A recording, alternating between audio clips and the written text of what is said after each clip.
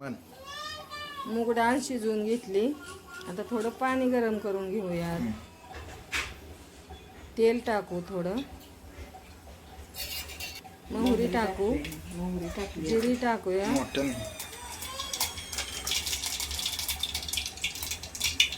जिरी टाक. आता थोडासा लसूण टाकू,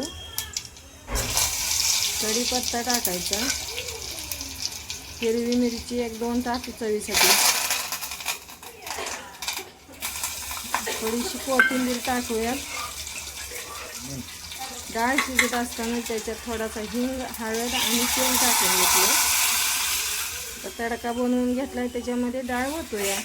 थोडंसं गरम करून पाणी आणि थोडंसं मीठ टाकूया. आता चवीनुसार मीठ टाकूया.